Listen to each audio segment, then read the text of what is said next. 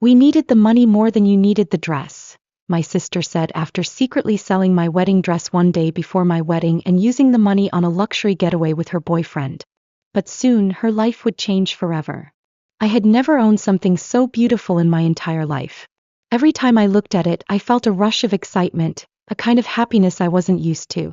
The dress was perfect. It wasn't just fabric or lace.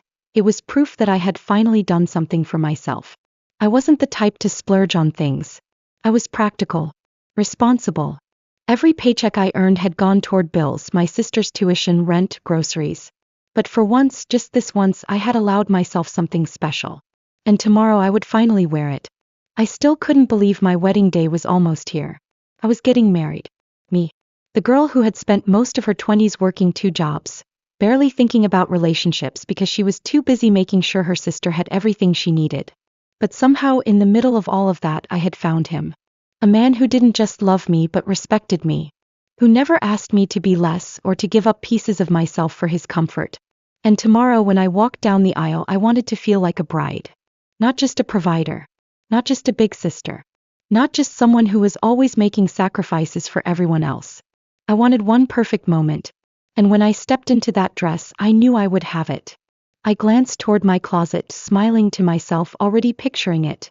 The delicate embroidery, the way the fabric shimmered under the light. I had checked on it 100 times this week. Just to be sure. I walked over now, humming to myself, my heart so light it almost felt silly. Tomorrow was going to be the best day of my life. I pulled open the closet door. And my smile froze. The dress was gone. For a second I just stood there staring at the empty space. My brain refused to process what I was seeing. I blinked, shook my head slightly and pushed aside the other hangers. Maybe I had moved it? Maybe I was just remembering wrong? I dropped to my knees, running my hands over the floor of the closet. Maybe it had fallen? But no. There was nothing. The panic hit me all at once, hot and overwhelming. My breath came fast and sharp. No. I turned the entire bedroom inside out.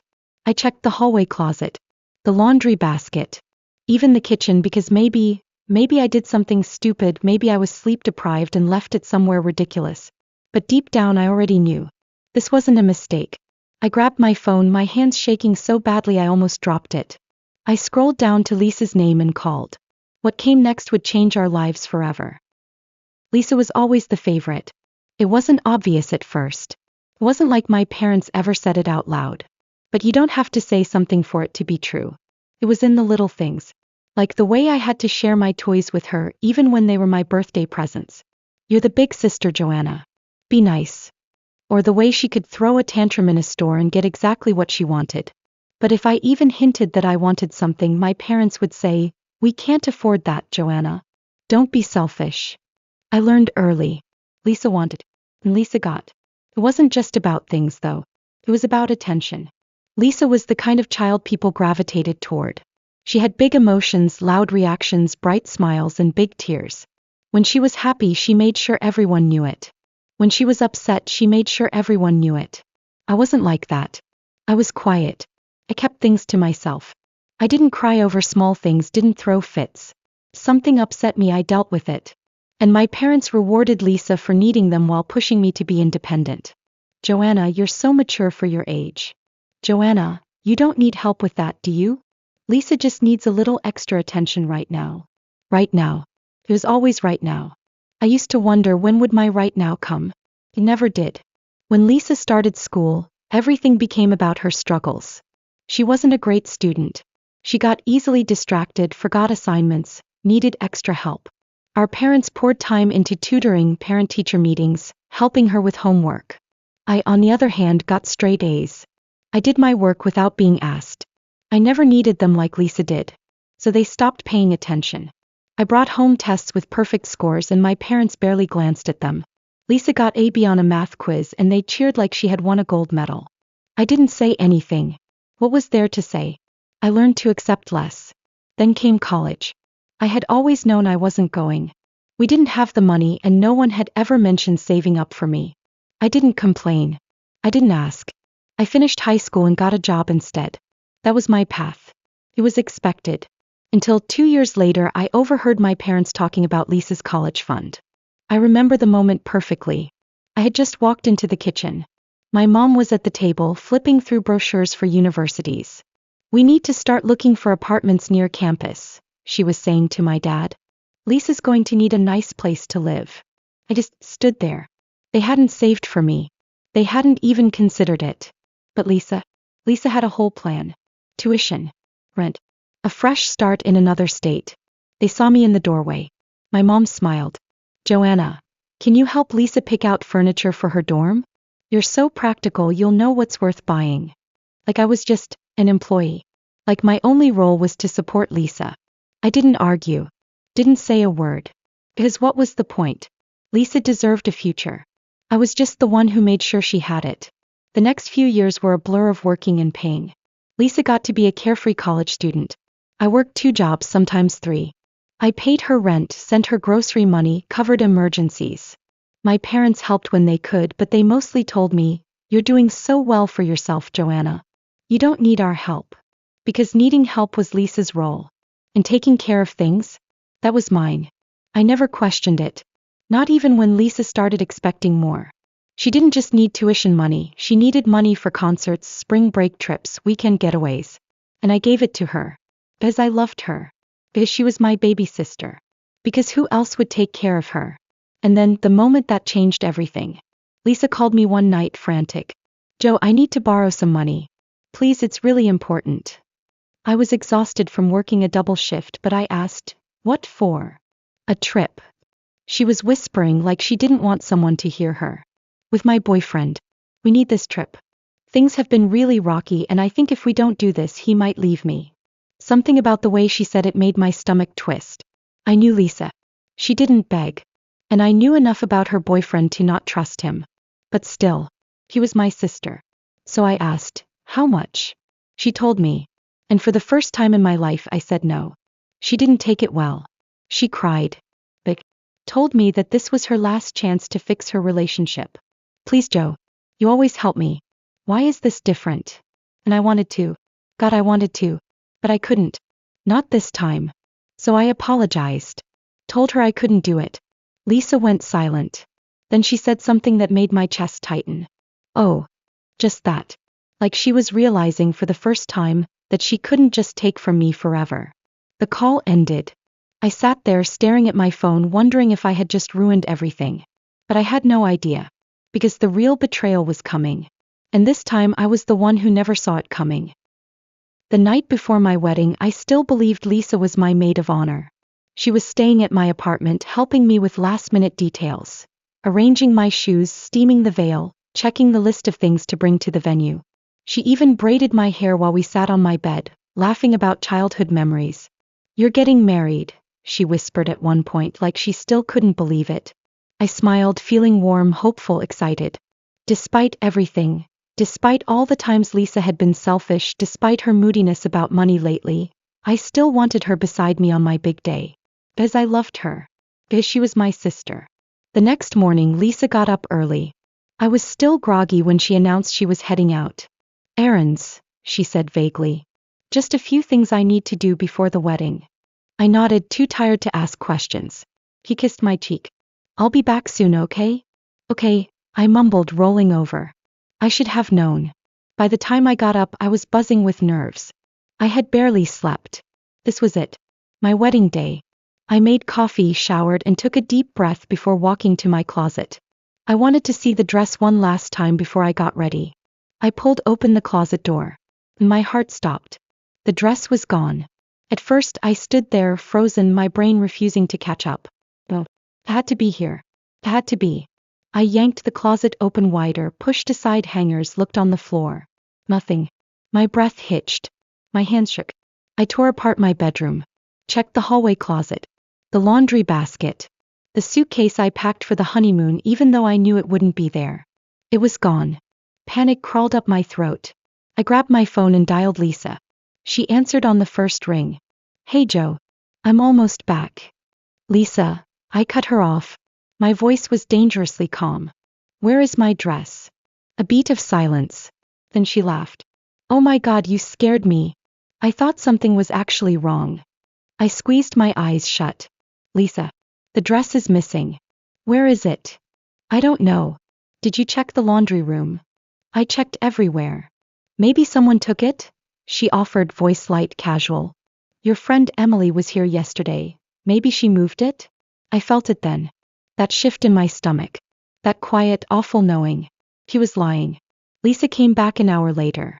She walked in like nothing was wrong. But when she saw my face, saw the way I was staring at her, her smile dropped. Lisa, I said. Tell me the truth. She hesitated. Then sighed dramatically, rolling her eyes. Okay, fine. And then she said the words that would burn in my memory forever. We needed the money more than you needed the dress. I didn't speak. I couldn't. She crossed her arms like I was the one being unreasonable. Look, she continued, you are marrying the love of your life. He's not gonna leave you over a dress. My hands curled into fists. You sold it. She nodded like it was the most logical thing in the world. I actually found a buyer weeks ago. Remember when you posted that picture? Someone messaged me asking if you'd sell it. I told them yes, and they sent the deposit right away. My breath left my body. Weeks. She had planned this for weeks. And you didn't think to tell me? She scoffed. Joanna, I told you, I needed to go on that trip. My relationship is on the line. You're already happy. You already have everything. I needed this more than you did. I felt something inside me snap. I had given Lisa everything. My time. My energy. My money. My future. And she had stolen the one thing that was just for me. I took a slow breath. Then I looked her in the eye. You are no longer my maid of honor. Lisa's face twisted. What? Get out, I said, my voice shaking. You are banned from my wedding. Her mouth fell open. Joanna. Get out. I didn't yell. Didn't scream. But she saw something in my face that made her step back. For the first time, Lisa realized she had gone too far. And she panicked. Come on, don't be like this, she begged. It's just a dress. But I wasn't listening. I was done. She left. And I fell apart. I got a new maid of honor. My best friend, Emily, stepped in at the last minute. I found a replacement dress. It didn't fit right. It didn't feel like mine. There was no time to tailor it. I looked in the mirror and saw a stranger in a white dress. The wedding went on. But the moment I stepped down the aisle, Lisa tried to force her way in. I had told security to not let her in. But she made a scene. People turned. Guests started whispering. And I knew, if I kept fighting her now, she would ruin everything. So I let her in. As a guest. Not as my maid of honor. Not as my sister. Not as the person I had spent years sacrificing for. And as I stood at the altar smiling for the cameras, I thought, she thinks she got away with this. She has no idea how much she's going to regret it. I didn't yell at her. I didn't scream or threaten or tell her exactly how much I hated her in that moment. I just smiled. I let her walk into my wedding like she hadn't ruined it the day before. Let her sip champagne, laugh with guests, take pictures, as if she was still my sister. She thought she had gotten away with it. But Lisa had no idea. Because I wasn't going to fight her. I was going to let her destroy herself. 1 week later, Lisa went on her trip, like nothing had happened. She posted pictures. Laughing on a boat, drinking fancy cocktails, posing in a swimsuit next to her boyfriend. There was no guilt. No shame. Just Lisa enjoying the trip she had stolen from me. I saved every single picture. Not because I cared what she was doing. But because one day I wanted her to look back at them and remember how blissfully unaware she was. How she had no idea that by the time she came home, her entire life would be falling apart. The first thing to go was her phone bill. It was a small thing. Something she never thought about because I had always handled it. She texted me casually like everything was normal. Lisa, hey, my phone bill is due. Can you send the payment? I stared at the message for a long time. Then I put my phone down. I didn't reply. I didn't pay. I let her figure it out. A few days later she texted again. Lisa, Joe? I think my service got cut off. Did you forget to pay? This time I smiled. Elise, you have no idea. Next it was rent. She had 1 more week before it was due, but I wasn't saying a word. I wondered how long it would take her to realize no one was covering it. I didn't have to wait long. She called me late at night, her voice high-pitched and nervous. Joanna, my landlord just messaged me about rent. I think the autopay didn't go through. I didn't answer right away. I let the silence stretch. Then I said calmly, I'm not paying for it. There was a beat of confusion. Like she hadn't processed the words. What? I'm not paying, I repeated. Not anymore. Lisa actually laughed. A little breathy, disbelieving sound. Okay, very funny. But seriously, can you fix it? I don't have enough in my account right now. I didn't say anything. She was still waiting for the punchline. Then something in my silence must have clicked. Her tone shifted. Wait, Joe, what do you mean not anymore? I leaned back in my chair, feeling lighter than I had in years. I mean, I'm done, Lisa. I'm done paying for your rent, your bills, your vacations, your tuition. Silence. A different kind of silence this time. Not confusion. Panic. Wait, Joe, you're mad, I get it, but you can't just. Yes, I said. I can. Her breath hitched. But I have one more year of college. You said you'd cover it. I was going to, I said. Before you sold my wedding dress. I could practically hear her mind racing. I had never done this before. Never denied her. Never let her fall.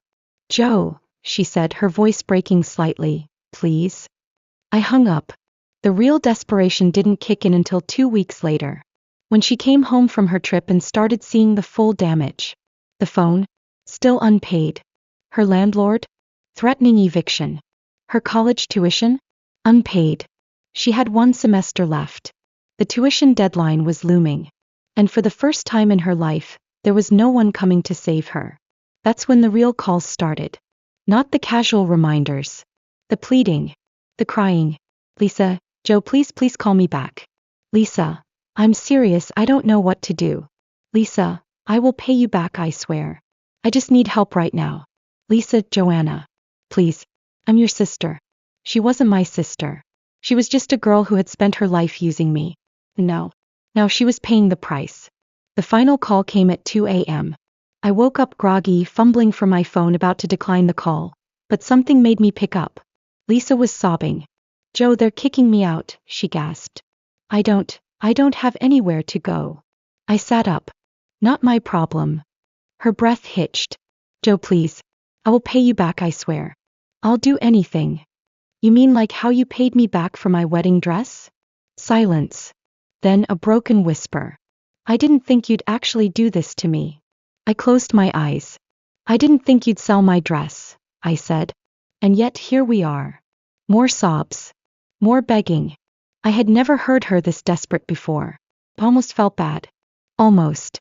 But then I thought about everything. The money I worked for. The years I sacrificed. The way she had smiled in my face, acting like what she did didn't matter. She didn't care about me. She cared about what I could give her. And now she had nothing. I took a slow breath.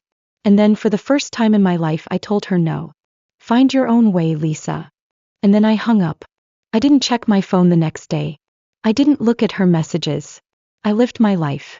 For the first time my money was my own. My time was my own.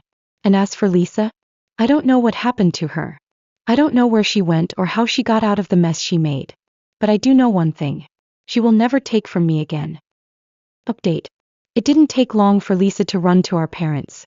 She called them crying, telling them I had cut her off, abandoned her, left her to suffer when she had no way to support herself. And of course they took her side.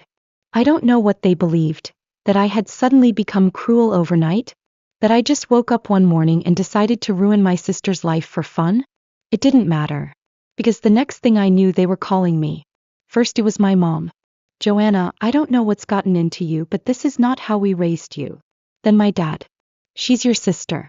Family helps each other. She was counting on you. Then the guilt trips. She's going to be homeless. You're really okay with that? She's going to have to drop out of school. Do you want to be responsible for ruining her future? I let them talk. Let them lecture me, shame me, try to push me back into my old role. Then when they finally stopped, I said calmly, "Did she tell you why I stopped paying for her?" Silence. Then my mom sighed like I was the unreasonable one. "Joanna, it was just a dress. Just a dress. My wedding dress. The only thing I ever wanted for myself. And to them it was nothing." I exhaled. Then I told them everything. Every sacrifice. Every time I put Lisa first. Every bill I covered, every meal I paid for, every dream I let go of so she could have hers. I laid it all out. And then I ended with, I wasn't her sister. I was her bank account. And now I'm done. They didn't like that. They tried to argue. Tried to say I was being selfish, cruel, unforgiving. But I had already made up my mind. I hung up. And for the next few months I ignored every single call. Lisa thought she could survive without me. For a while she kept pretending everything was fine. She had some savings left from the dress. She thought she would be able to figure it out. But then reality hit. The tuition for her final year wasn't paid. Her phone was still cut off. Her rent was still unpaid. She was slowly drowning. And to make things worse, her boyfriend left her. As, of course, he did. He had never loved her. He loved what she could give him. And now she had nothing left to give. So he walked away. And Lisa had never had to work before. She had no experience. No work history. No idea how hard it was to make money. But she had no choice. So she got a part-time job at a coffee shop. It barely covered her rent. She was exhausted all the time. She had never juggled work and school before. And in the end she couldn't keep up. She failed all her exams. Lost her job. Got evicted. And moved back in with our parents. And when that happened, they blamed me. You ruined your sister's life, Joanna. If you had just helped her like before, none of this would have happened. Do you even care about family anymore? I didn't respond. Because there was nothing left to say. Update. 1 year later. I hadn't spoken to Lisa in over a year. My parents either. And my life. It was better than ever. For the first time I had my own money. I had quit my second job. I went on vacations. Bought things for myself. I was happily married. Expecting a baby. Everything I had been working for all those years. I was finally getting to enjoy it. And then one day out of nowhere, Lisa reached out. She sent me a text. Lisa, hey. I know we haven't talked in a long time, but can we get coffee? I stared at the screen for a long time. I had no idea what she wanted. But after a few minutes I replied. Me okay. I met her at a small cafe near my house. She looked different. Tired. Older somehow. We sat down. Ordered drinks. And then she said something I never expected. I get it now. I blinked. What? He swallowed. Looked uncomfortable. I didn't understand back then. How hard it is. How exhausting it is to work, to pay for everything, to feel like you never have enough. But I thought you just did it because you wanted to. I didn't realize how much you were giving up. She looked down at her hands. I was awful to you. I said nothing. Because what was there to say? She sighed. I'm not asking for anything. I miss you. And I know I don't deserve another chance, but I want to try. I don't need your money. I don't expect anything from you. I just want my sister back. I exhaled. A year ago I had dreamed of hearing those words. Well, I wasn't sure if I could believe them. I looked at her, really looked at her. She had been through hell. A hell that she had created for herself. And maybe she had changed. But I would never let myself be used again. I finally spoke. I don't know if I can forgive you, but I'm willing to try. Her eyes filled with tears. That's all I'm asking. We talked for an hour. About nothing important. For the first time she didn't ask for anything. And when we left I gave her a small smile.